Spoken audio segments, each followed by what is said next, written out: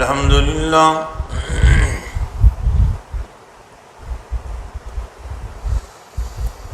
الحمد لله نحمده ونستعينه ونستغفره ونؤمن به ونتوكل عليه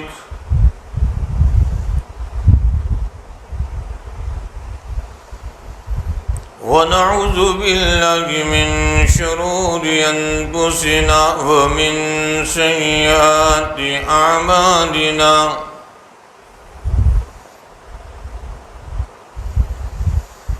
من يهده الله فلا مضل له ومن يضلله فلا هادي له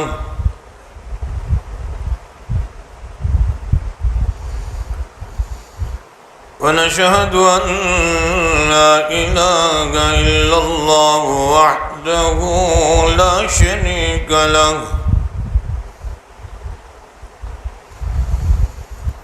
ونشهد أن سيدنا ومولانا محمدا عبده ورسوله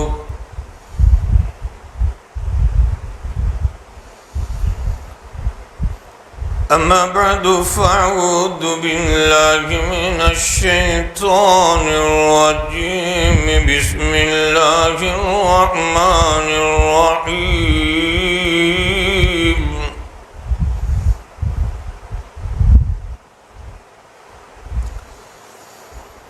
إنما المؤمنون إخوة فأصلحوا بين أخويكم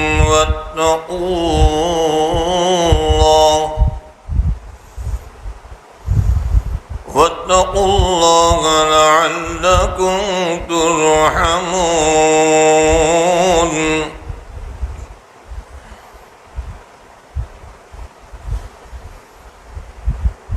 وعن أبي الدرداء رضي الله تعالى عنه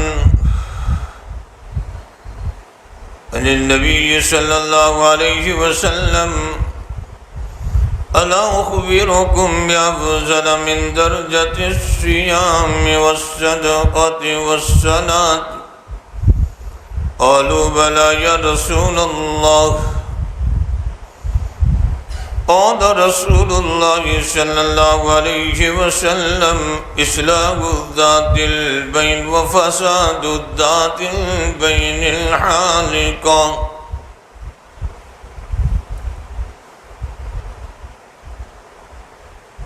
وعن أبي هريرة رضي الله تعالى عنه قال رسول الله صلى الله عليه وسلم أكمل المؤمنين إيمانا أحسنهم خلقا وخياركم خياركم لنسائهم أو كما قال عليه الصلاة والسلام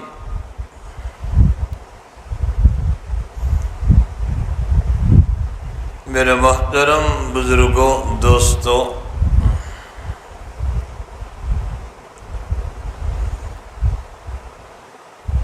اللہ کے حبیب علیہ السلام جب صحابہ کو کوئی اہم بات بتلانا چاہتے تھے تو پہلے صحابہ میں طلب پیدا فرماتے تھے۔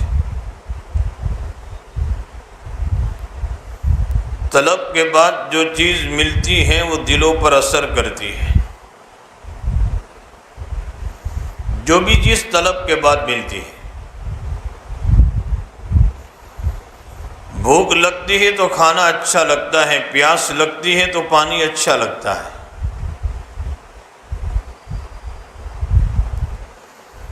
دین کی باتوں میں بھی جب طلب پیدا ہوگی تو ہمیں دین کی باتیں بھی اچھی لگے گی۔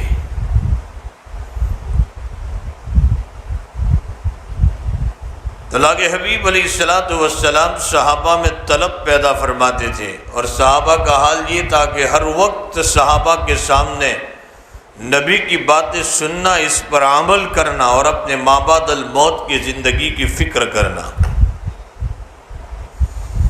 صحابہ کے سامنے یہی طلب تھی ہر وقت۔ آخرت کے باب میں ہمیشہ بے چین رہتے تھے صحابہ۔ بار بار ہم نے سنا حضرت حنظلہ رضی اللہ تعالیٰ عنہ نبی علیہ السلام کی مجلس میں بیٹھتے تھے، کیفیت الگ ہو جاتی تھی، گھر جاتے تھے تو کیفیت الگ ہو جاتی تھی۔ وہ تو ہم سب کا بھی حال یہ ہے۔ مدینہ کی گلیوں میں دورے دورے آ رہے، نافق حنظلہ، نافق حنظلہ، حنظلہ منافق ہو گیا۔ ابو بکر صدیق سے ملاقات ہوئی، کیوں منافق ہو گیا؟ کہ نبی کی مجلس میں کیفیت الگ ہو جاتی ہے اور گھر جانے کے بعد کیفیت الگ ہو جاتی ہے۔ حضرت ابو بکر صدیق رضی اللہ تعالیٰ عنہ نے فرمایا کہ اس بیماری کا مریض تو میں بھی ہوں، چلو میں بھی اللہ کے حبیب علیہ السلام کے پاس چلتا ہوں۔ ابو بکر بھی آئے، حضرت حنظلہ بھی آئے کہ اللہ کے نبی، آپ کی مجلس میں جو کیفیت ہوتی ہے وہ گھر جانے کے بعد باقی نہیں رہتی۔ اللہ کے نبی علیہ السلام نے کہا سا فسا، یہ تو گھڑی گھڑی کی بات ہوا کرتی ہے۔ نبی علیہ السلام نے کہا میری مجلس میں جو کیفیت ہوتی ہے وہی گھر جانے کے بعد باقی رہیں تو فرشتے گلیوں میں تم سے ملاقات کرنے لگیں گے۔ وہ تو گھڑی گھڑی کی بات ہوتی ہے، کیفیت ہر وقت ایک باقی نہیں رہتی۔ تو صحابہ میں ایک طلب تھی، تو یہ میں نے جو روایت پڑھی اس میں بھی اللہ کے حبیب علیہ السلام اہم بات بتلانا چاہتے تھے، صحابہ میں طلب پیدا فرمائی۔ اللہ کے نبی کیا فرما رہے ہیں؟ الا اخبرکم بافضل من درجۃ الصیام والصدقۃ والصلاۃ، صحابہ میں تمہیں وہ چیز نہ بتلاؤں جو نفلی نماز سے بھی افضل، نفلی روزے سے بھی افضل، نفلی صدقے سے بھی افضل، وہ چیز نہ بتاؤں تمہیں؟ صحابہ نے فرمایا قالوا بلا یا رسول اللہ، ضرور بتائیے اللہ کے حبیب، اتنی اہم چیز بتلانا چاہتے ہیں؟ اللہ کے حبیب علیہ السلام نے فرمایا اصلاح ذات البین و فساد ذات البین الحالکہ، کیونکہ صحابہ کے سامنے جب اس کی اہمیت نبی نے بتلائی تھی کہ نفلی نماز کی بھی اتنی افضل، کہ انسان اللہ کی رضا کے واسطے اگر 2 رکعت نفلی نماز بھی پڑھتا ہے اور مالک کو راضی کرنے کی فکر کرتا ہے تو اللہ 2 رکعت سے اس کائنات کے مالک کو راضی کر سکتا ہے۔ نفلی نماز کی بھی بڑی فضیلت ہے، نفلی روزے کی بھی بڑی فضیلت ہے۔ جس روزے کے باب میں اللہ تعالیٰ جب یہ فرماتے ہیں الصوم لی وانا اجزی بھی، روزہ تو میرے بندے تو نے میرے لیے رکھا ہے، میں اس کا بدلہ خود دوں گا۔ کتنا بدلہ دیں گے اللہ تعالیٰ؟ اس کا ثواب ڈکلیئر نہیں کیا۔ ابھی بخاری شریف میں کتاب الصوم پڑھاتے میں نے بچوں سے یہ کہا کہ روایتوں میں آپ پڑھتے ہیں کہ للصائم فرحتان، روزے دار کے لیے 2 خوشیاں ہیں، عند افطار ہی عند لقاء ربہ، ایک تو افطار کے وقت اور ایک رب کی ملاقات کے وقت۔ رب کی ملاقات کے وقت جو خوشی ہوگی وہ اس لیے کہ اللہ رب کی ملاقات جب ہوگی تو روزے کا ثواب اللہ ڈکلیئر فرمائیں گے، جو آج ڈکلیئر نہیں فرمایا ہے۔ رب سے ملاقات ہوگی اس وقت اللہ ڈکلیئر فرمائیں گے کہ روزے کا کتنا ثواب ہے۔ صدقے کی بھی بڑی فضیلت۔ ترمذی شریف کی روایت میں اللہ تعالیٰ نے جب پہاڑوں کو بنایا تو فرشتوں نے کہا کہ اللہ اتنی مضبوط چیز دنیا میں تو نے بنائی ہے، اس پہاڑ سے بھی کوئی ضخیم چیز اور مضبوط چیز تو نے بنائی ہے؟ کہاں میرے بندے بنائی ہے، میں نے لوہے کو بنایا ہے جس سے آلات بنتے ہیں جو ان پہاڑوں کو بھی توڑ ڈالتے ہیں۔ اللہ اس سے بھی افضل کوئی چیز تو نے بنائی، اس سے بھی زیادہ طاقتور چیز تو نے کوئی بنائی ہے؟ کہاں ہاں، میں نے لوہے کو پگھلانے کے لیے آگ کو بنایا ہے، آگ لوہے کو بھی پگھلا دیتی ہے۔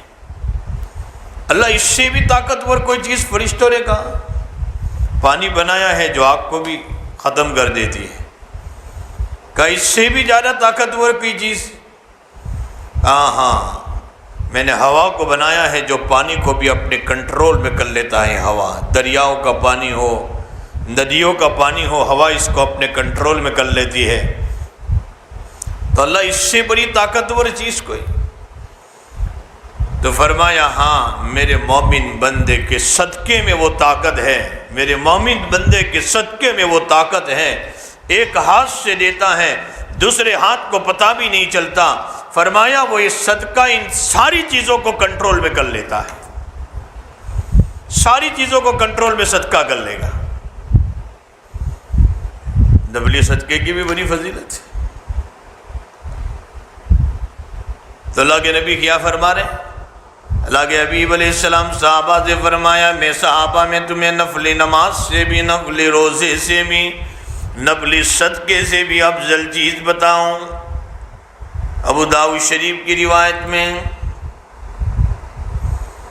صحابہ نے کہا کہ اللہ بھلا یا رسول اللہ، اللہ کے حبیب ضرور بتلائیے۔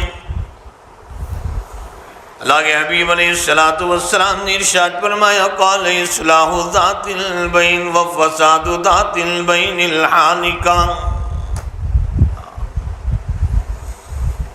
میرے صحابہ، دو مومن بھائیوں کے درمیان میں، دو پڑوسیوں کے درمیان میں، دو رشتہ داروں کے درمیان میں اگر توڑ ہو چکا ہو، دونوں میں جوڑ پیدا کر دینا، اصلاح ذات البین، اصلاح ذات البین، یہ نفلی نماز سے بھی افضل، نفلی روزے سے بھی افضل، نفلی صدقے سے بھی افضل۔ اب اندازہ لگائے کتنی عظیم چیز نبی نے بتلائی۔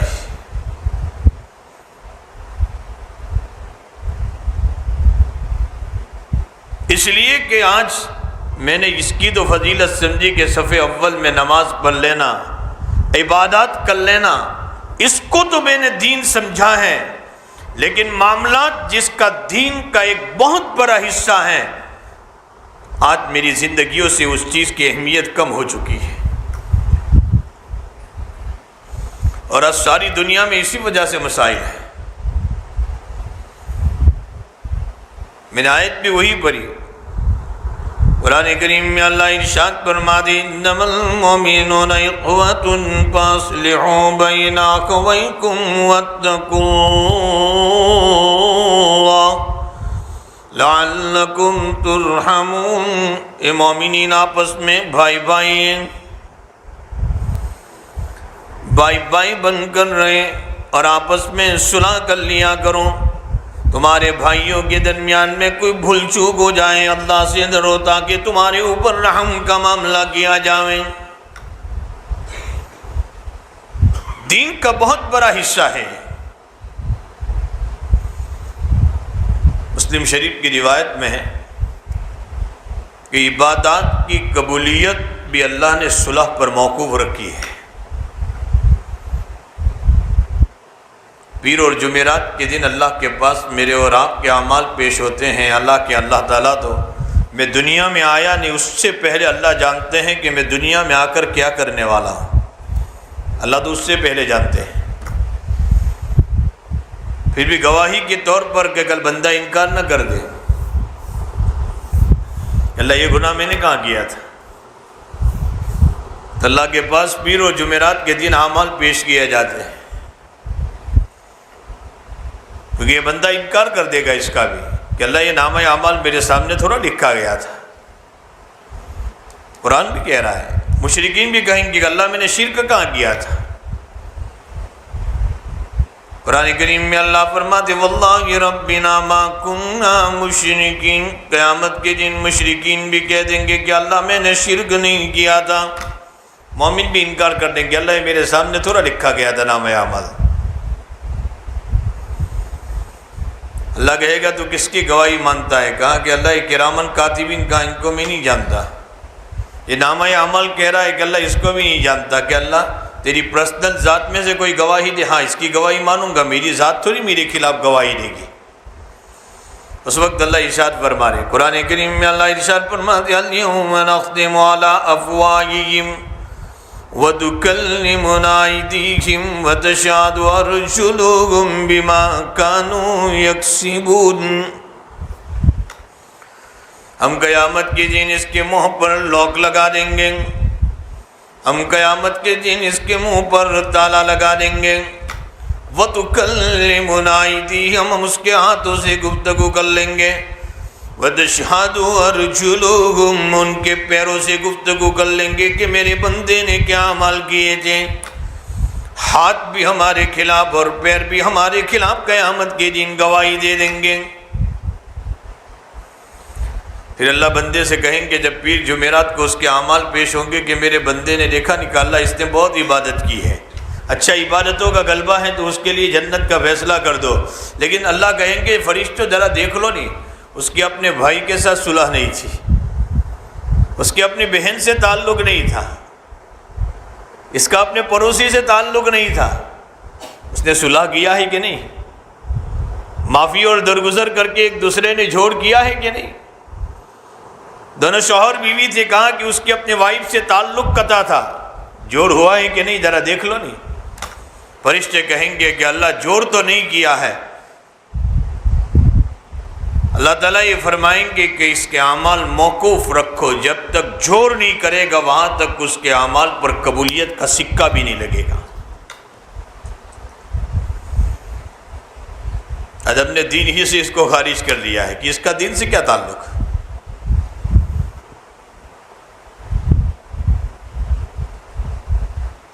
قرآن جگہ جگہ پر تاکید کر رہا ہے بھائی چارگی کے ساتھ رہو، محبتوں کے ساتھ رہو، عفو درگزر کے ساتھ رہو۔ اور اللہ کے حبیب علیہ السلام نے کہہ کر نہیں کر کے بتلایا ہے۔ نبی علیہ السلام نے، اگر آپ اللہ کے نبی علیہ السلام کی پوری زندگی اٹھا کر دیکھیے، آپ سیرت کے ہر پہلو میں یہ نظر آئے گا کہ میرے آقا نے انما المؤمنون اخوہ کا صحیح طور پر آپ نمونے بن کر امت کو بتلایا ہے۔ مغیرہ ابن شعبہ رضی اللہ تعالیٰ عنہ فرماتے میں ایمان نہیں لایا تھا، فرمائیں کہ مینا کے بازار میں اللہ کے حبیب علیہ السلام کو دیکھا میں نے، مینا کے بازار میں آقا صلی اللہ علیہ وسلم کو ابو لہب پتھر مار رہے، میرے آقا چہرہ بچا رہے، پھر پتھر مارا اور میرے نبی کہہ رہے کہ اللہ میرے چچا کو ایمان دے دے، میرے چچا کو نہیں معلوم کہ میں نبی ہو۔ اللہ ایک طرف ابو لہب کے پتھر پر پتھر کھا رہے ہیں اور میرے نبی دعا مانگ رہے اللہ میرے چچا ابو لہب کو ایمان دے دے۔ یہاں تک کہ حضرت مغیرہ رضی اللہ تعالیٰ عنہ فرماتے ہیں میں ایمان نہیں لایا تھا، میں نے ایک پتھر اٹھایا، نبی نے اپنا چہرہ بچا لیا، میں نے دوسرا پتھر اٹھایا، نبی نے پھر چہرہ بچا لیا، میں نے پھر پتھر مارے۔ حضرت مغیرہ فرماتے ہیں میں نے 4 پتھر مارے، نبی اپنا چہرہ بچاتے گئے، میرے دل میں نہ معلوم کیا ایمان کی چنگاری داخل ہو گئی۔ میں اللہ کے نبی علیہ السلام کے پاس آیا اور نبی علیہ السلام سے یہ کہہ رہا ہوں اللہ کے نبی مجھے ایمان لانا ہے، میں نے آپ کا مقام نہیں پہچانا، میں نے آپ پر پتھروں پر پتھر مارے۔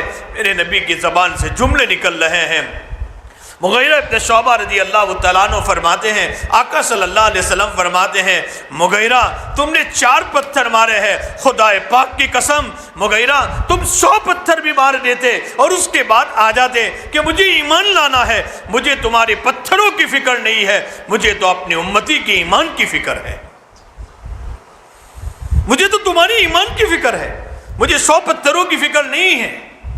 اس صحیح طور پر نمونہ تھا انما المؤمنون اخوہ فاصلحوا بین اخویکم۔ نبی چاہتے تھے میرا کوئی امتی اس درد کو دیکھ کر نبی اس امت کو گئے ہیں، لیکن آج امت چھوٹے چھوٹے مسائل میں میں گاؤں جا کر آج ایک بات کو کہہ رہا ہوں، کئی دنوں سے پچھلے دنوں سے وہی مسلمانوں تمہارا گاؤں والی نہیں ہے، چھوٹے مسائل میں تمہارے گاؤں میں جماعتوں میں تقسیم ہو چکا، ٹکڑیوں میں تقسیم ہو چکا، تمہاری کوئی تنظیم خالی نہیں ہے جس میں ٹکڑیاں نہ ہو، تمہاری کوئی جماعت خالی نہیں ہے جس میں تقسیم نہ ہوئی ہو۔ آج چھوٹے مسائل میں ہم ٹکڑیوں میں ہم جماعتوں میں تقسیم ہو چکے ہیں، اور جس کی بنیاد پر ساری دنیا تم سے آج غلط فائدہ اٹھا رہی ہے۔ تمہارے پاس کیا نہیں ہے مسلمانوں، تمہارے پاس کیا نہیں ہے؟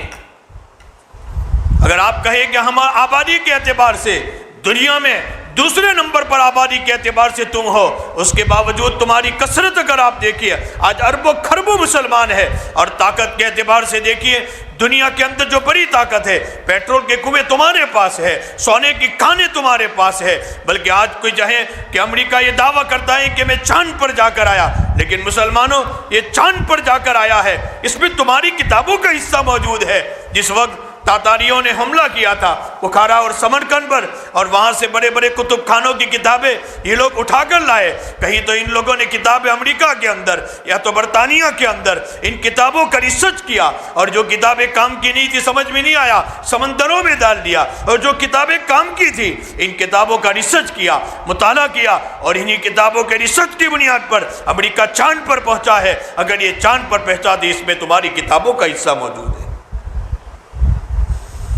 کیا بات ہے، پھر کیا بات ہے مسلمانوں، اتنی طاقت ہے، اتنی تمہاری تعداد، اور اس کے باوجود آج مسلمان اجتماعیت نہ ہونے کی بنیاد پر دنیا میں تیری حیثیت وہ ہو چکی ہے جو ایک پانی پر بہنے والے تنکے کی حیثیت ہے۔ آج میری اور آپ کی وہ حیثیت ہو چکی ہے، کوئی خاندان ایسا باقی نہیں رہا جس میں ٹکڑیاں نہ ہوئی ہوں۔ گاؤں کی بات تو بعد میں جانے لیجئے، ہر خاندان میں تقسیم ہو چکی ہے، ہر گھر میں تقسیم ہو چکی ہے، اور اس کی بنیاد پر مسلمانوں آج تمہاری طاقت دنیا سے ختم ہو چکی ہے۔ آج تمہیں چند روپیوں اور کوڑیوں کے بدلوں میں جو جس طرح چاہتا ہے استعمال کر رہا ہے۔ ہمیں ضرورت ہے اللہ کے حبیب علیہ السلام نے اپنوں کو بھی، پرایوں کو بھی، دوستوں کو بھی اور دشمنوں کو بھی معاف کیا۔ میرے نبی نے اپنوں کو بھی گلے سے لگایا، پرایوں کو بھی گلے سے لگایا، دوستوں کو بھی لگایا، دشمنوں کو بھی لگایا۔ طائف میں مار کھا رہے ہیں اور میرے آقا دعا کر رہے ہیں، اللہم اہدی قومی فإنہم لا یعلمون، یا اللہ میری قوم نہیں جانتی تو ان کو ہدایت دے دے، اللہ میری قوم نہیں جانتی تو ان کو ہدایت دے دے۔ یہاں تک کہ طائف کے جو نکل کر ملک الجبال آ رہا ہے نبی علیہ السلام کے پاس، آقا صلی اللہ علیہ وسلم سے فرما رہے اللہ کے حبیب اگر آپ چاہیں ان پہاڑوں کے درمیان میں ان کو ختم کر دو۔ جبرائیل امین آئے، نبی آپ چلا حکم دے ان طائف کی بستی کو ایک پر کے ذریعے سے ختم کر دو۔ میرے آقا، میرے اور آپ کے آقا کیا فرما رہے، جبرائیل جو خدا جبرائیل تیرے ذریعے سے ایک پر کے ذریعے سے اس بستی کو ختم کر سکتے ہیں، وہ خدا چاہے تو طائف والوں کو ہدایت بھی تو دے سکتے ہیں۔ راج امت کہاں جا رہی اس نبی کے ہاتھ پر مکہ فتح ہوا، بھول گئی اس تاریخ کو مسلمانوں ہم۔ میرے نبی کے ہاتھ پر مکہ فتح ہوا، نبی مکہ کے پرائم منسٹر بن رہے ہیں۔ سعد بن عبادہ رضی اللہ تعالیٰ عنہ جس وقت مکہ میں داخل ہو رہے ہیں، ابو سفیان کو یہ کہنے لگے، ابو سفیان الیوم یوم الملحمہ، آج تو لڑائی کا دن ہے، آ جاؤ لڑنے کے لیے۔ جب اللہ کے نبی علیہ السلام گزرے، ابو سفیان فرما رہے ہیں اللہ کے نبی سعد بن عبادہ نے کیا فرمایا آپ نہیں جانتے؟ فرمایا نہیں، سعد یہ کہہ رہے الیوم یوم الملحمہ، آج تو لڑائی کا دن ہے، آ جاؤ لڑنے کے لیے۔ میرے آقا نے فرمایا لے لو سعد سے جھنڈا، سعد الیوم یوم المرحمہ، آج تو رحم کا دن ہے، آج تو کرم کا دین ہے۔ فرمایا ہم مکہ کے اندر آئے ہیں، آج تمہیں گلے سے لگائیں گے، آج جن عورتوں کے چہروں سے اور سروں سے دوپٹے نکل چکے ہیں ہم ان کے سروں میں دوپٹے ڈالیں گے، ہم تمہیں سینوں سے لگانے آئے ہیں، ہم تمہیں گلوں سے لگانے آئے ہیں۔ اللہ کے حبیب علیہ السلام نے فرمایا الیوم یوم المرحمہ نہیں، الیوم یوم المرحمہ، آج کعبۃ اللہ کی تعظیم کا دین ہے۔ سالہ سال سے جس کعبۃ اللہ میں اللہ کا نام بلند نہیں ہوا، آج تو اس کعبۃ اللہ میں اللہ کا نام بلند کرنے کے لیے آئے ہم لوگ۔ تو بخاری شریف کی روایت ہے اللہ کے نبی علیہ السلام کے ہاتھ پر مکہ فتح ہوا۔ میرے نبی مکہ کے پرائم منسٹر بن رہے ہیں۔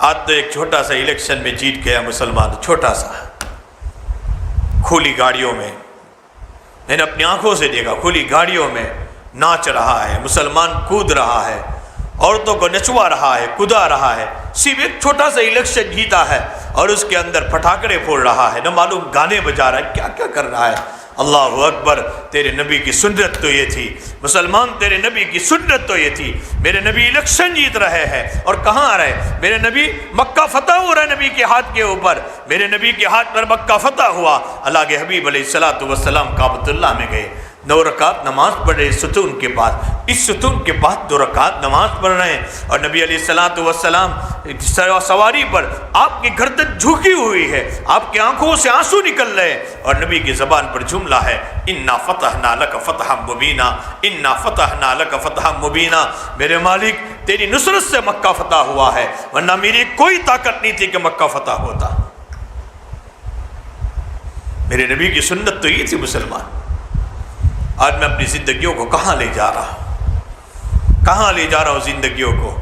میں پارٹ ٹائم کا مسلمان ہو چکا۔ میں مسجد میں آیا تو میں نے ورڈی پہن لی، ٹوپی بھی پہن لی، میں نے جبہ بھی پہن لیا، جیسے ایک آدمی پولیس کی ورڈی میں جاتا ہے، یہ اپنی ورڈی پہن کر جاتا ہے پارٹ ٹائم کے لیے۔ میں نے بھی پارٹ ٹائم کا میں مسجد میں مسلمان ہو گیا۔ میری باہر کی زندگی میں، میری باہر کی زندگی اٹھا کر دیکھیے، راتوں کی تنہائیوں میں دیکھیے، میرا جوان ایک زمانے میں وہ جوان تھا، راتوں کی تنہائیوں میں قرآن پڑھ کر اللہ کے سامنے روتا تھا۔ ایک وہ زمانہ بھی تھا ہمارے گھروں میں چین تھا، مسلمانوں سکون تھا، مسلمانوں ہمارے گھروں میں برکتیں تھی۔ لیکن آج کا جوان راتوں کی تنہائیوں میں جا کر دیکھے تو کہیں ڈرگس کی زندگیوں میں اپنی زندگیاں کہیں ڈال رہا ہے، کہیں شراب میں پڑا ہوا ہے، کہیں حقے میں پڑا ہوا ہے۔ تو معلوم نہ معلوم، اور بار بار گھروں کے مسائل آئے، ایک طرف باپ حقہ پی رہا ہے، ایک طرف بیٹا، بات تو کڑوی لگے گی، جگہ جگہ سنا رہا ہوں مسلمانوں کہاں سے تمہارے گھروں میں یہ طریقے آ گئے، یہاں تک کہ حقے سے شروع کیا اور شراب تک اور ڈرگس تک زندگی گئی۔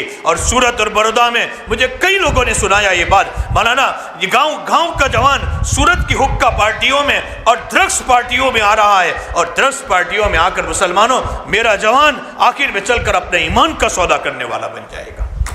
اور ہم غفلت کی نیند سو رہے ہیں، ہم آرام کی نیند سو رہے ہیں۔ آج ایک ایک گاؤں کا 50 جوان، 100 جوان ایک ڈرگس اور شراب نوشی کے اندر اپنی زندگیوں کو برباد کر رہا ہے۔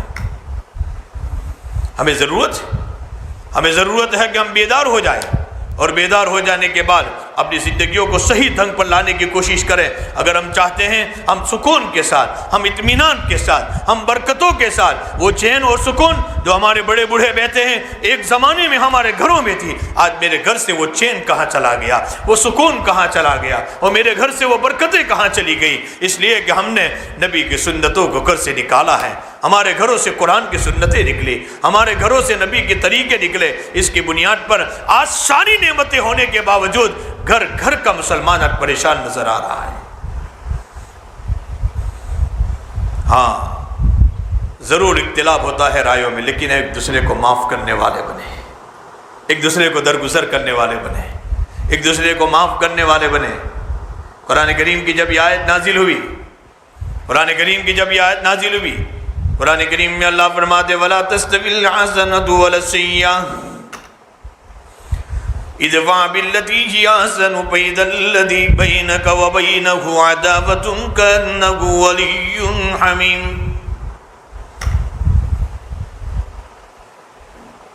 برائی کا بدلہ برائی سے نہ دو،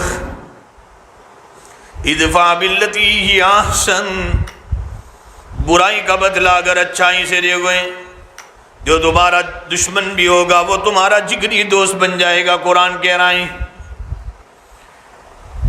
جبرائیل جب اس آیت کو لے کر آئے، اللہ کے حبیب علیہ السلام فرماتے ہیں کہ جبرائیل بتائیے اس آیت پر کیسے عمل کریں۔ اللہ کے حبیب جبرائیل سے پوچھ رہے ہیں کہ جبرائیل اس آیت پر کیسے عمل کرے۔ جبرائیل فرماتے سل من قطعک، یہ اللہ کے حبیب جو تم سے تعلق توڑے ان کے ساتھ تعلق کو جوڑو، جو رشتہ دار ہم سے تعلق توڑنا چاہتے ہیں ان سے تعلق جوڑنے کی کوشش کریں۔ وَاعْفُ عَمَّنْ ظَلَمَكَ، جو تمہارے ساتھ ظلم کا معاملہ کرے اسے معاف کر دو۔ وَأَحْسِنْ عَلَىٰ مَنْ أَسَاءَ إِلَيْكَ، جو تمہارے ساتھ برائی کا سلوک کرو اس کے ساتھ تم اچھائی کا سلوک کرو۔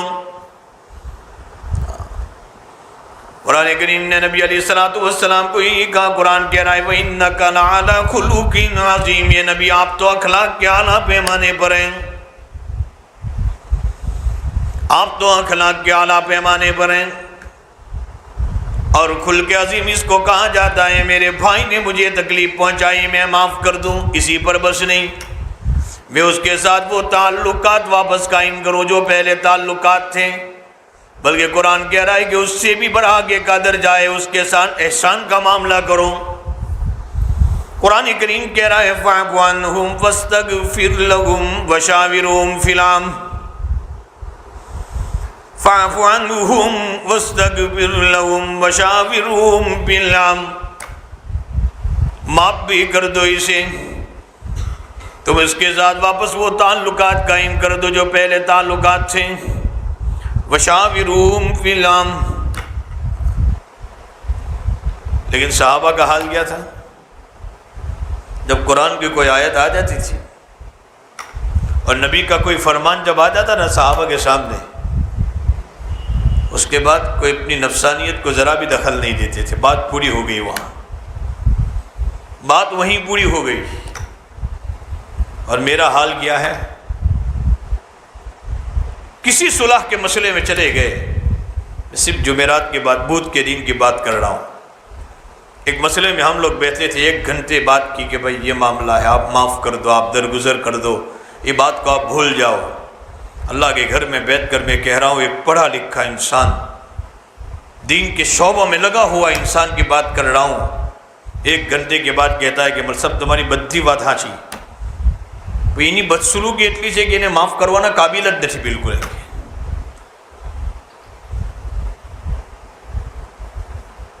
میں نے کہا کہ آپ کے باپ کا قاتل تو نہیں ہو، آپ کے چچا کا قاتل تو نہیں، میرے نبی نے چچا کے قاتل کو بھی معاف کر دیا، میرے نبی نے اپنے قتل کے پلان بنانے والے، نبی کے قتل کے پلان بنانے والوں کو بھی معاف کر دیا، بلکہ گلے سے لگایا۔ کیا تو اس نبی کا امت ہی نہیں ہے؟ ایک ہی بات، مطلب تمہاری بدی بات حاجی قرآن حدیث نہیں، پر یہ معاف کروانا قابلت نہیں۔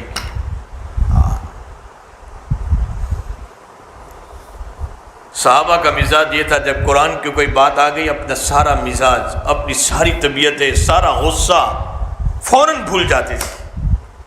قرآن کی بات آ گئی، امام زین العابدین حضرت حسن رضی اللہ تعالیٰ عنہ کے بیٹے ہیں،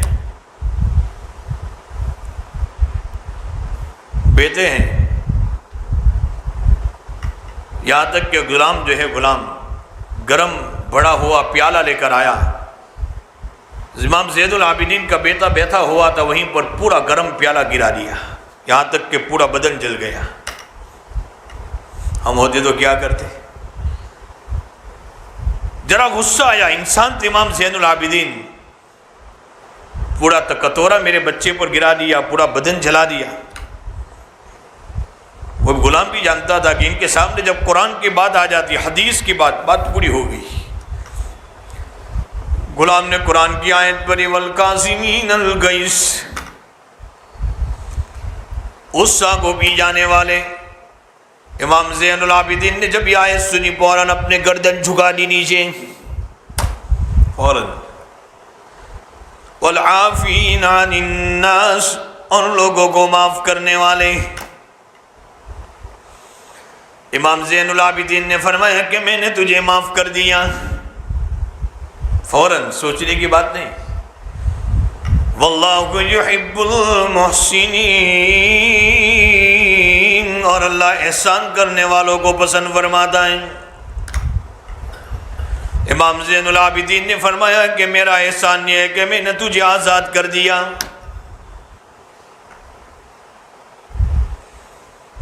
عائشہ پر تہمت لگی رضی اللہ تعالیٰ عنہ، منافقین کی ایک سازش تھی، لیکن اس میں 2-3 مسلمان بھی شریک ہو گئے تھے۔ جھوٹ جب اتنا بیان کیا جاتا ہے، اتنا بیان کیا جاتا ہے، اتنا بیان کیا جاتا ہے کہ انسان جھوٹ کو بھی سچ سمجھ لیتا ہے، 2-3 آدمی اس میں بھی شریک ہو گئے۔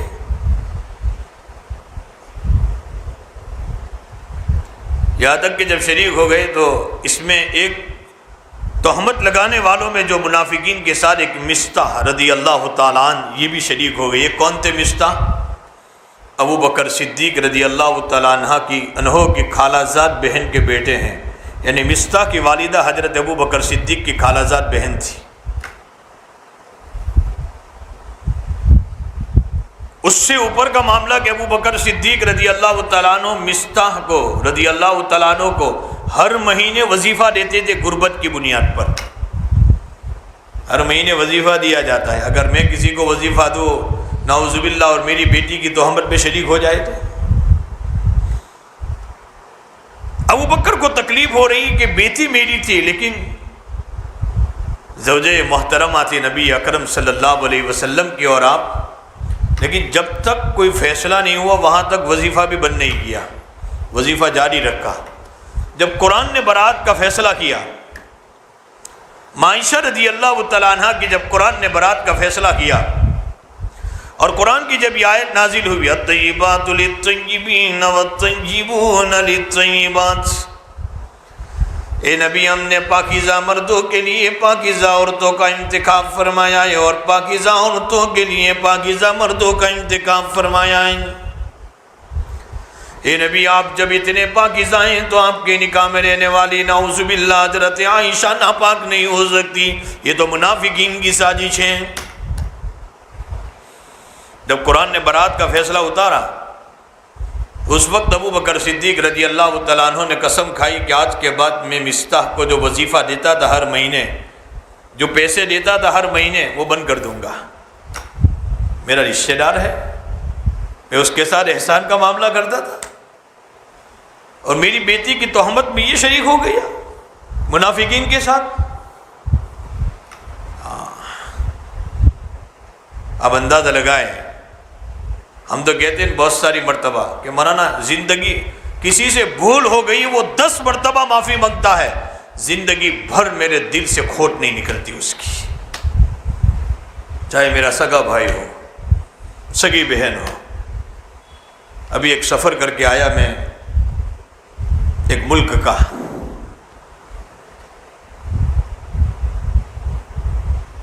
مجھے بتایا گیا ایک جگہ پر کہ مولانا میں اپنے ہسبینڈ کے ساتھ 40 سال سے نکاح میں ہوں، نہ معلوم کتنی خدمتیں 40 سال میں شوق دکھ آئے، آج جب میری زندگی کے آخری مرحلے ہیں میرے شوہر مجھ سے الگ ہونا چاہ رہا ہے۔ میں نے 10 مرتبہ معافی تلافی کی، معاف کرنے کے لیے تیار نہیں۔ میں نے کتنے لوگوں سے سفارش کروائی، معاف کرنے کے لیے تیار نہیں، حالانکہ میری کوئی بڑی بھول نہیں ہے، مجھے نہیں معلوم۔ مجھے بھی کہا کہ مولانا آپ ان کو 2 باتیں کہیے کہ مجھے معاف کر دے، میری اور ان کی آخری زندگی ہے، نہ معلوم کب سویرا ہو جائے گا۔ 4 سال قبل اسی ملک میں میرا جانا ہوا، اللہ کے گھر میں بیٹھ کر آپ کو سنا رہا ہوں، اور اسی علاقے کے لوگ، اسی علاقے کے ایک آدمی کے باپ میں میرے پاس لے کر آئے، کہا کہ مولانا آپ سمجھائیے صف اول کا مصلی ہے، اور مجھے بتلایا کہ مولانا آپ جانتے ہیں کہ شاید سال میں 1 مرتبہ اس کی صف اول نہیں چھوٹتی ہے۔ اللہ اکبر۔ لیکن آگے کا جملہ کہ اپنی سکی بہن کے ساتھ 40 سال سے تعلقات نہیں ہیں۔ کتنے سال سے؟ 40 سال سے۔ اس کی ماں آخری سانسیں لے رہی ہے، ماں کی تمنا ہے کہ میرے بیٹے اور بیٹی کا تعلق ہو جائے، صلح ہو جائے، میں اس صلح کو دنیا سے دیکھ کر جانا چاہتی ہوں۔ ماں آخری سانسیں بھر رہی ہے، رو رہی ہے، لیکن بیٹا اپنی بہن کو معاف کرنے کے لیے تیار نہیں ہے۔ صرف اتنا مسئلہ ہوا تھا کہ بہن نے اپنے بیٹے کی شادی وہاں کرائی جہاں بھائی نہیں چاہتا تھا۔ اللہ اکبر۔ رائیوں کا اختلاف تو صحابہ میں بھی ہوا، لیکن دلوں میں کھوٹ نہیں تھی کہ 40 سال تک بھی ہمارے دل میں نرمی پیدا نہ ہو۔ یہ حال ہے امت مسلمہ کا آج۔ میں نے شروع سے یہ بات کہی، اس لیے آج ساری دنیا میں تمہاری حیثیت وہ ہو چکی ہے جو پانی پر بہنے والے تنکی کی حیثیت ہے، جو چاہے بہا لے جا رہا ہے ہمیں، اس لیے کہ اس قوم کی اجتماعیت ختم ہو گئی، اس قوم کا جوڑ ختم ہو گیا، اس قوم کا اتفاق ختم ہو چکا ہے، اور آج دنیا اپنی سازش میں کامیاب ہے۔ وہ چاہ رہی ہے، ان کی سازش ہے کہ مسلمانوں کے ایک ایک جماعتوں میں توڑ پیدا ہو جائے، اور وہ اپنی سازش میں کامیاب بھی ہو رہی ہے۔ ابو بکر صدیق رضی اللہ تعالیٰ عنہ اندازہ لگائے، اتنا بڑا معاملہ، اتنا بڑا معاملہ، نبی کی زوجہ محترمہ ہے، ابو بکر صدیق کی بیٹی ہے عائشہ، تہمت میں شریک ہوئے مصطح، لیکن شریعت نے حد جاری کر دی جو حد تھی۔ ان کو احساس بھی ہوا میری بھول تھی کہ میں نے غلط کام کیا، بس بات پوری ہو گئی شریعت کی نگاہ میں۔ حضرت مصطح رضی اللہ تعالیٰ عنہ کی سفارش کون کر رہے ہیں تعلق جوڑنے کی؟ کون کر رہا ہے بھائی؟ کائنات کا مالک فرما رہا ہے۔ کون سفارش کر رہا ہے؟ اللہ سفارش کر رہے ہیں۔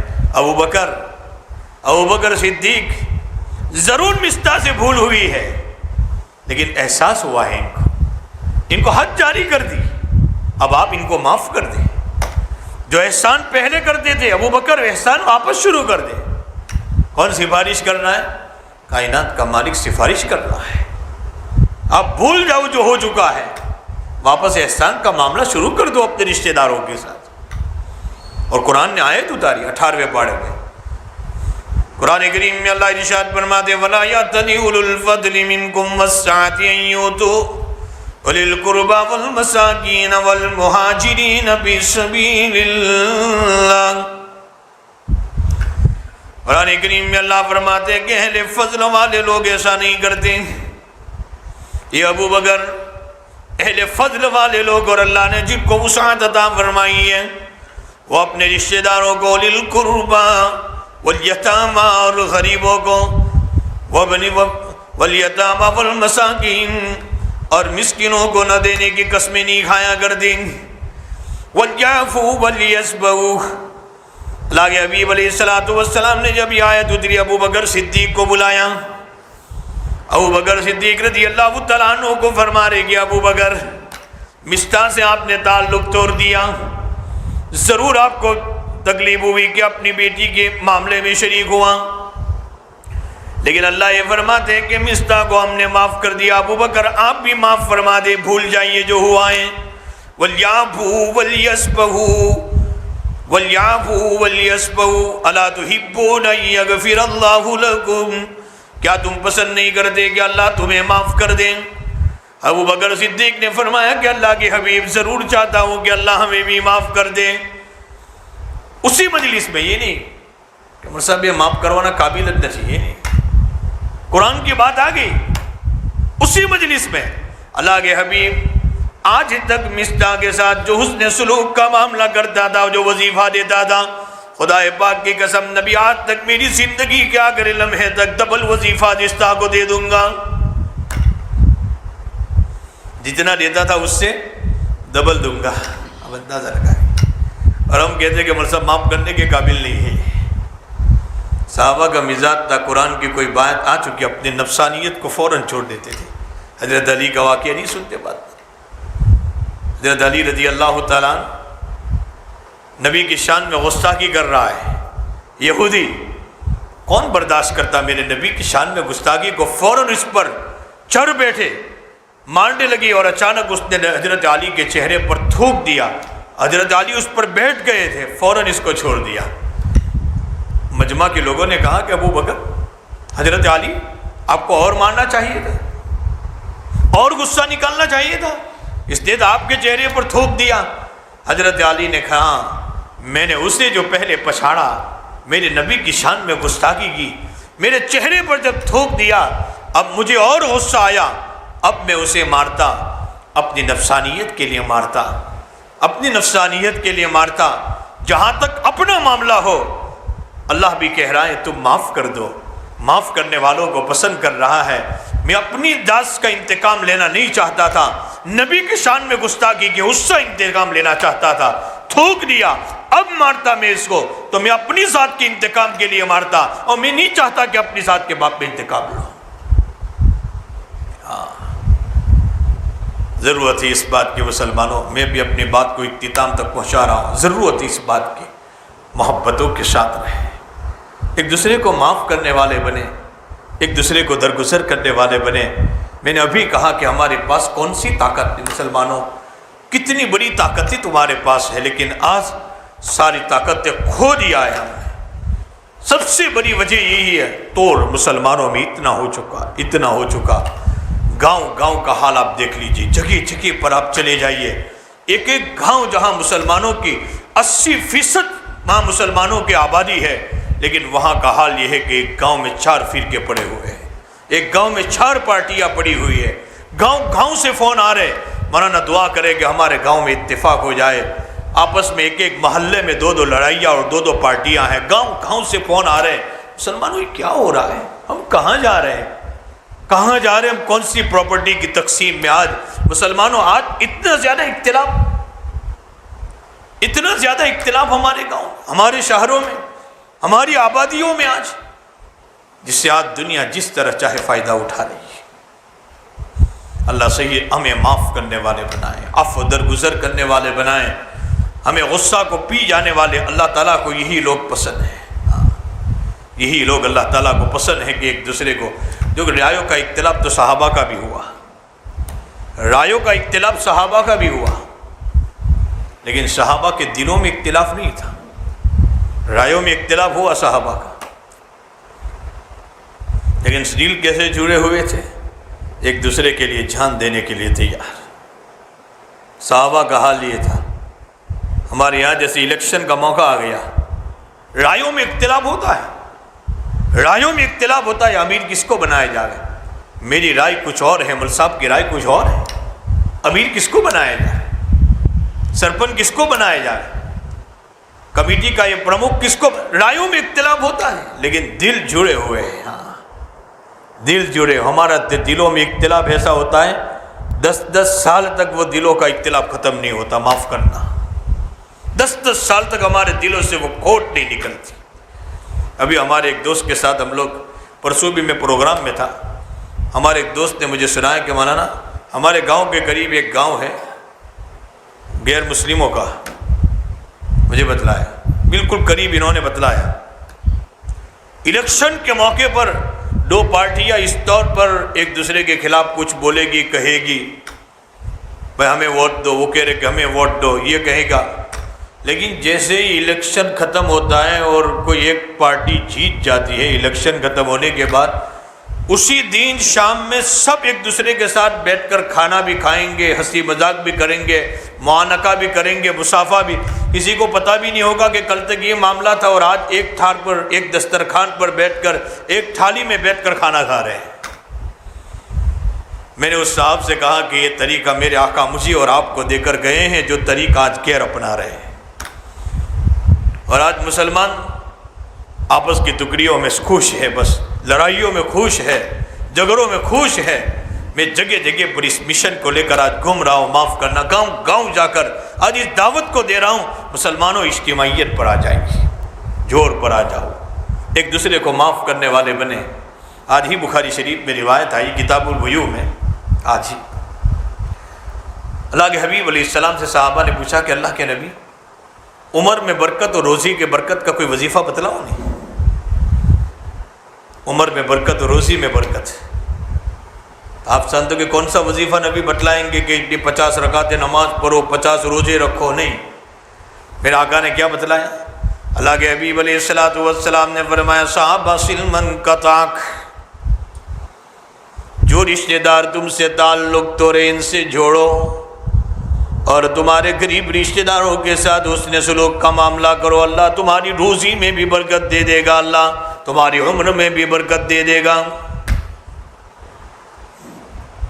اندازہ لگائے، سلمن قطعک، جو توڑ رہا ہے اس سے جوڑو، یعنی کہ جو میرے ساتھ اچھا سلوک میرا رشتہ دار رکھ رہا ہے میں بھی اس سے اچھا سلوک رکھوں، میرا پڑوسی میرے ساتھ اچھا سلوک رہا ہے میں بھی اس کے ساتھ اچھا سلوک کروں، نہیں، مجھے مکلف بنایا ہے کہ میں اپنے پڑوسی کا حق ادا کروں، چاہے میرا پڑوسی میرا حق ادا کرے کہ نہ کرے۔ مجھے اللہ قیامت کے دن یہ پوچھے گا کہ تیرے پڑوسی کا حق تو نے ادا کیا تھا، یہ نہیں پوچھے گا کہ تیرے پڑوسی نے تیرا حق ادا کیا تھا کہ نہیں، وہ اس سے سوال ہوگا۔ رائیوں میں اختلاف صحابہ کا بھی ہوا، رائیوں میں اختلاف، جیسے میں نے ابھی کہا، کوئی الیکشن کا موقع ہے، کوئی تنظیم کا مسئلہ ہے، رائیوں میں اختلاف، لیکن صحابہ کے دل ایک دوسرے سے جڑے ہوئے تھے، ایک دوسرے سے جڑے ہوئے تھے۔ بخاری شریف کی ایک روایت سنا دو آخر میں، ایک قبیلے کا امیر بنانا تھا، ایک قبیلے کا امیر بنانا تھا، رائیوں میں اختلاف ہوا۔ حضرت ابو بکر صدیق نے فرمایا اللہ کے نبی فلانے کو امیر بنایا جائے، حضرت عمر کی رائے کچھ اور تھی کہ نہیں، اللہ کے نبی فلانے کو امیر بنایا جائے۔ یہ رائیوں میں اختلاف ہوا۔ ابو بکر عمر رضی اللہ تعالیٰ عنہما کا کتاب التفسیر میں بھی حضرت یہ روایت لائے ہیں، دونوں میں رائیوں میں اختلاف ہوا، رائیوں میں اختلاف ہوا۔ اس کے بعد نبی علیہ السلام نے یہاں تک کہ حضرت عمر کو غصہ آیا، حضرت عمر مسجد نبوی چھوڑ کر چلے گئے۔ حضرت عمر مسجد نبوی چھوڑ کر چلے گئے کہ عمر، ابو بکر ہر وقت رائے سے تم سے اختلاف کر رہے ہو رائے میں، بھئی میں اور آپ ہوتے تو کیا کہتے؟ عمر صاحب نے جواب انہوں کام پروانوں سے منے، ہم یہ کہتے ہیں انہوں کام پروانوں سے منے۔ میرے نبی کے بعد سب سے اونچا مقام ہے تو ابو بکر صدیق کا ہے۔ مدینہ کی گلیوں میں دوڑ رہے ہیں، کون؟ ابو بکر۔ میرے بھائی عمر مجھے معاف کر دے، میرے بھائی عمر مجھے معاف کر دے، میرے بھائی عمر مجھے معاف کر دے۔ مدینہ کی گلیوں میں دوڑ رہے ہیں، یہاں تک کہ عمر کا غصہ تھا، یہاں تک کہ گھر میں چلے گئے، گھر کا دروازہ بند کر دیا، غصے میں تھے۔ ابو بکر صدیق تھوڑی دیر گھر کے باہر بیٹھے رہے، پھر آ گئے مسجد نبوی میں۔ غصہ تھا لیکن تھوڑی دیر کے لیے، ہماری طرح نہیں کہ 40 سال تک بھی اپنی سگی بہن اور سگے بھائی پر غصہ ختم نہیں ہوتا ہمارا۔ تھوڑی دیر کے لیے غصہ ہوتا ہے، کبھی طبیعت کے تقاضے کے خلاف کوئی آ جائے طبیعت میں غصہ ہوتا ہے، تھوڑی دیر کے لیے۔ اسلام نے اجازت دی 3 دن، چوتھے دن نہیں۔ تھوڑی دیر کے بعد حضرت عمر بھی آ گئے، تھوڑی دیر میں غصہ ختم ہو گیا۔ حضرت ابو بکر صدیق بھی مسجد نبوی میں آ کر بیٹھ گئے آقا کے پاس، حضرت عمر بھی آ کر بیٹھ گئے۔ اور ہم ہوتے تو بھائی صلح کے لیے جگہ جگہ جانا ہوتا ہے، بھائی تمہارے بھائی سے تمہارا قطع تعلق ہے، دنیا میں بھی کوئی حالات آئیں گے مسلمانوں معاف کرنا ضرورت پڑے گی بھائی کی، کس کی؟ دنیا میں بھی کوئی ضرورت پڑے گی تو کون یاد آئے گا؟ یا تو سگا بھائی یاد آئے گا، یا تو اپنا مسلمان بھائی یاد آئے گا، یا اپنا پڑوسی یاد آئے گا۔ اور آخرت میں بھی جب حالات آئیں گے تو کون یاد آئے گا؟ بھائی یاد آئے گا۔ اور قرآن کہہ رہا ہے، حضرت موسیٰ علیہ السلام کو اللہ نے کہا اذهب إلى فرعون إنه طغى، جاؤ فرعون کی طرف، وہ سرکش ہو چکا ہے، فرعون کی طرف جاؤ، سرکش ہو چکا ہے، سپر طاقت حکومت کے پاس جانا ہے۔ فوراً حضرت موسیٰ کو کون یاد آئے؟ اپنے بھائی آئے، حضرت ہارون علیہ السلام۔ حضرت موسیٰ علیہ السلام نے دعا مانگی، جس دعا کو قرآن نقل کر رہا ہے سورہ طٰہٰ میں، رب اشرح لی صدری ویسر لی امری واحلل عقدۃ من لسانی یفقہوا قولی واجعل لی وزیرا من آلی ہارون اشدد بہ ازری واشرکہ فی امری۔ حضرت موسیٰ علیہ السلام نے دعا مانگی کہ اللہ فرعون کی سرکش طاقت سے مجھے ٹکرانا ہے، جس نے انا ربکم الاعلیٰ کا دعویٰ کیا، میرے ساتھ ذرا میری طاقت کو مضبوط کرنے کے لیے میرے بھائی ہارون کو بھی میرے ساتھ فرما دیجئے، میرے بھائی ہارون کو میرے ساتھ طاقت بنا کر بھیج دیجئے۔ قرآن اس واقعے کو نقل کر کے فرما رہا ہے کہ جب موسیٰ علیہ السلام پر بھی دنیا میں حالات آئے تو یاد آئے اپنے بھائی حضرت ہارون، اور دعا مانگی باقاعدہ، میرے بھائی ہارون کو میری اس معاملے میں شریک کر دیجئے، تو آپ کو بھی نبی بنا دیا اللہ نے، وَاشْرِكْهُ فِي أَمْرِي۔ اور اللہ کہہ رہا ہے کہ قیامت کے دن بھی جب آدمی نفسی نفسی کے عالم میں ہوگا تو کون یاد آئے گا؟ بھائی یاد آئے گا، بہن یاد آئے گی، بیوی یاد آئے گی۔ اب تو 40 سال ساتھ میں رہنے کے بعد بھی چاہتا ہوں ذرا تھوڑا سا معاملہ ہو جائے، معاف کرنے کے بجائے شوہر بیوی کے خلاف مقدمہ، بیوی شوہر کے خلاف مقدمہ، بیوی شوہر پر تہمت لگا رہی ہے، شوہر بیوی پر، شوہر بھی 40 سال کی اپنی بیوی کی خدمت بھول گیا ہے، اور بیوی بھی 40 سال کے اپنے شوہر کی ایک سرتاج ہونے کی حیثیت سے گھر میں جو رہا وہ محبتیں بھول گئی ہیں، فوراً ایک دوسرے کے خلاف کیسز ہو رہے ہیں، یہ اس پر عیب لگا رہی، وہ اس پر عیب لگا رہا ہے نا۔ قرآن کہہ رہا ہے آخرت میں یوم یفر المرء من اخیہ وامہ وابیہ وصاحبتہ وبنیہ لکل امرئ منہم یومئذ شأن یغنیہ۔ قیامت کے دن بھی جب تم پر حالات آئیں گے تمہیں کون یاد آئے گا؟ اپنا بھائی یاد آئے گا۔ یوم یفر المرء من اخیہ، بھائی بھائی سے بھاگے گا، بھائی بھائی سے، وامہ وابیہ، والدین سے بھاگے گا، وصاحبتہ وبنیہ۔ معلوم یہ ہوتا ہے کہ دنیا میں بھی حالات آتا ہے تو بھائی یاد آئے گا، آخرت میں بھی کون یاد آئے گا؟ بھائی۔ اور آج بھائیوں سے میراث کے مسئلے میں 10 سال سے ہمارا کوئی تعلق نہیں، نعوذ باللہ 20 سال سے کوئی تعلق نہیں۔ تو آخری جو روایت سنا رہا تھا بس اس کے پوری کر دوں۔ حضرت ابو بکر اور عمر کی رائے میں اختلاف ہوا، ذرا کوئی صلح کا معاملہ تو ہم کیا کہتے ہیں، مطلب یہ مائی پہ معافی مانگے، وہ ہی نہیں پائے معافی نہیں مانگوں گی، وہ مجھ سے معافی مانگے میں نہیں مانگوں گا۔ صحابہ کا مزاج کیا تھا؟ ابو بکر صدیق رضی اللہ تعالیٰ عنہ فرماتے کہ اللہ کے حبیب میری بھول ہے، میرے بھائی عمر سے کہیے کہ مجھے معاف کر دیں، میرے بھائی عمر سے کہیے کہ مجھے معاف کر دیں۔ ایک طرف سے حضرت عمر کہہ رہے روتے ہوئے اللہ کے حبیب میری بھول ہے، میرے بھائی ابو بکر سے کہیے کہ مجھے معاف کر دیں۔ ایک طرف سے ابو بکر کہہ رہے میری بھول ہے، ایک طرف سے عمر کہہ رہے میری بھول ہے۔ اللہ کے نبی مقام کتنا اونچا دونوں کا، مقام کتنا اونچا، نبی کے باپ میں کہہ رہے اللہ تعالیٰ اگر نبوت کا سلسلہ بند ہو چکا ہے، اگر چالو ہوتا تو خطاب کا بیٹا عمر نبی ہوتا، لیکن میرے بعد کوئی نبی نہیں آئے گا۔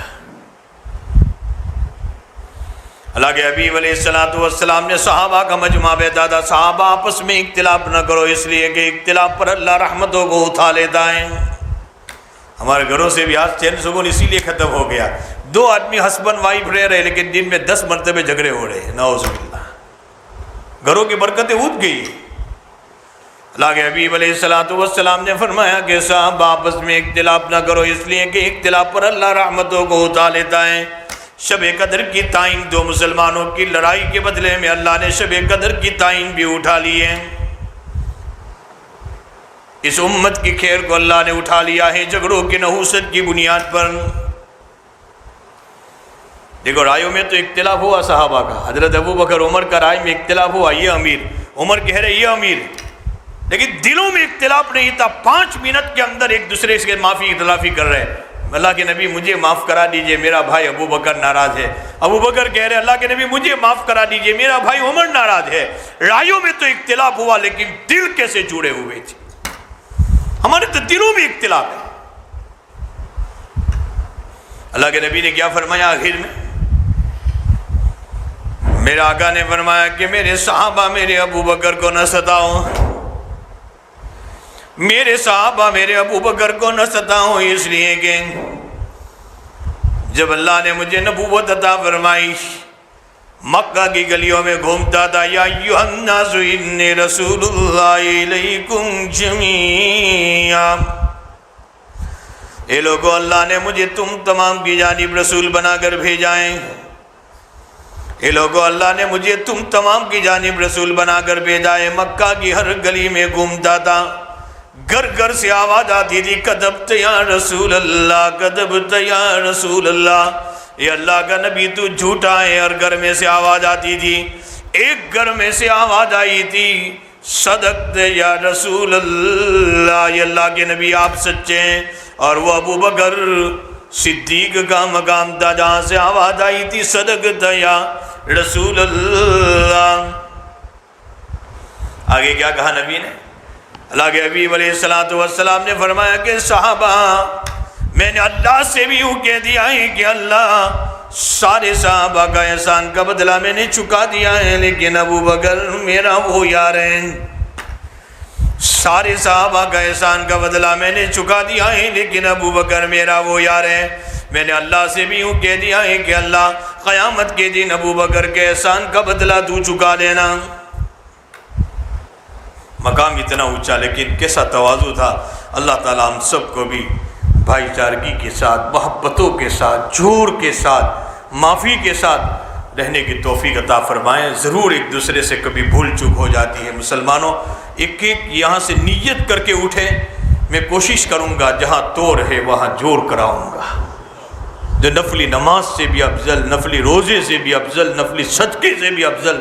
اور مسلمانوں آج حالات یہ بتلا رہے ہیں تمہارے پاس جو سب سے بڑی طاقت ہے، آج سب سے بڑی وہ اجتماعیت کی طاقت ہے، جوڑ کی طاقت ہے۔